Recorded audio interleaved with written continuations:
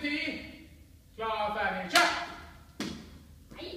Bytt. Nå er det Ida.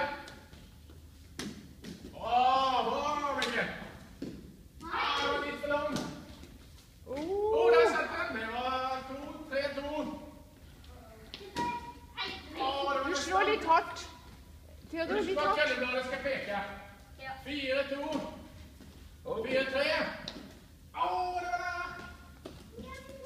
4-4. 5-4.